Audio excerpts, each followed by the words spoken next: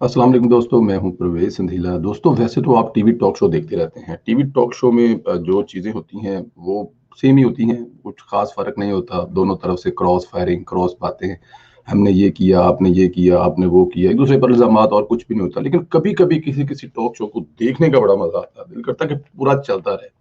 अच्छा, उसमें होता क्या है, अब मेरी नज़र में मैं जो सोचता हूँ कि जो आपको पसंद है ना, वो दूसरे की बड़ी बैंड बजा रहा है और दूसरा जो है ना, वो मुँह उठा के बैठा हुआ है, आगे से उसे बात कोई नहीं आ रही। यही मैंने देखा कल गरीदा फ़रूकी साहबा के शो में, जब आबद शेर अली और उस्मान डार साहब का आमना-सामना हो।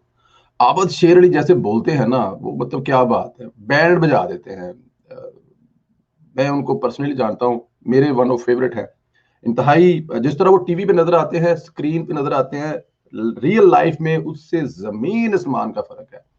आबद शेर अली जो टीवी की स्क्रीन पर नज़र आता है, मैंने अपने कुछ दोस्तों को जब बताया आबद शेर अली के बारे में, तो कहा यार नहीं यार, आबद शेर अली मैंने जब बताया कि आबद शेर अली है क्या? उसकी ज़ाती ज़िंदगी क्या है? वो क्या करता है ज़ाती ज़िंदगी में? कैसे उठता है? कैसे बैठता है? क्या तो परेशान हो गए, मैं मुझे कसम उठा के बताना पड़ा। बट एनी हाउ आगे चलते हैं। आबद शेर अली ने कल क्या कहा?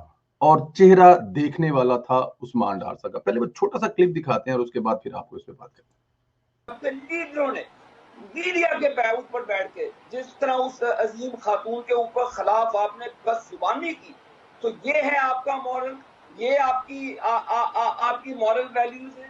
तो ये आपको अपने गिरेबान पे जागना होगा। क्या आपने माजी में वो काम किया? और आप मुझे बताएं, जब बाजे कहाँ से आए? आप मुझे बताएं, विसल्स कहाँ? आपके फॉरेन मिनिस्टर, एक डिकोरम होता है फॉरेन मिनिस्टर का। फॉरेन मिनिस्टर ऊपर खड़ा होकर प्रवोक कर रहे हैं आप सबको कि जी आप शहबाज शरीफ को स्पीच नहीं करें। आप तैयारी के साथ आए थे।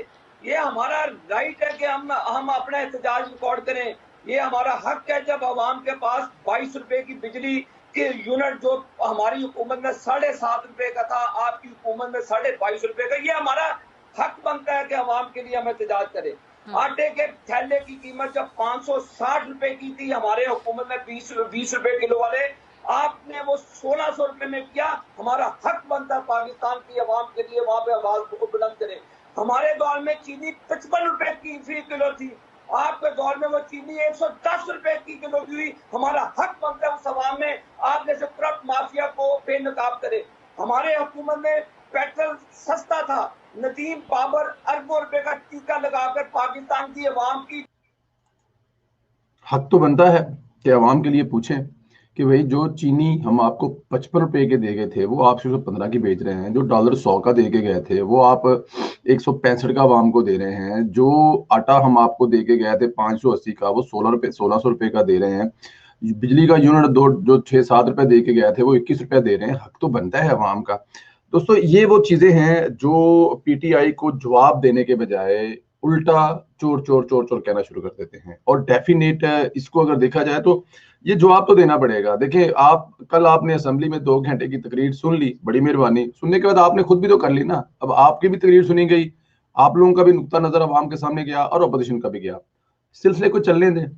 यहाँ पे मैं एक बात कहता चलूं, मुझे लगता है 3-4 लोगों को जानबूझकर असेंबली से बाहर रखा गया था 2018 के इलेक्शन पे, और इस वक्त कहा गया था ये इमरान खान की फरमाइश है, जिनमें एक नाम आबद शेर अली साहब का भी था, दूसरा नाम तलाल चौधरी साहब का भी था, दानियाल अजीज का भी था। ये वो लोग थे जो असेंबली में आकर इमरान खान साहब को टफ टाइम देने वाले थे। बट इमरान खान ने खुद असेंबली में आना ही नहीं था। अगर उसको बात का पता था तो कम अज कम ये इतनी बड़ी ज्यादती तो ना होती। अवाम के ये नुमाइंदगी, अब देखिए फरह हबीब को आबद शेर अली के मुकाबले में जिताया गया, जिसका मतलब नाम पता ही कोई नहीं है। मतलब एक टाइगर टाइप बंदा था, इमरान खान के जूते सीधे करता था, उसको जिता दिया गया आबद शेर अली के मुकाबले में।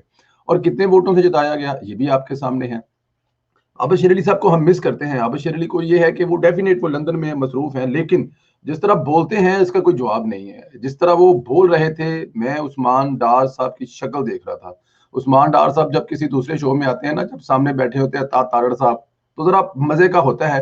क्या तारड़ साहब लताड़ लताड़ कर मारते हैं, वो आगे से यही यही यही करते, लेकिन आज तो उसकी बेचारे की यही यही यही भी नहीं कर रही थी। वो एकदम सामने बैठा था, सुन रहा था और आबद शरीफ बोल रहा था। और इवन के जो प्रोग्राम की होस्ट थी, वो भी बेचारी खामोश बैठी थी कि आबद शेर अली स्क्रीन के निकल के किधर फाड़ी में लवेगा।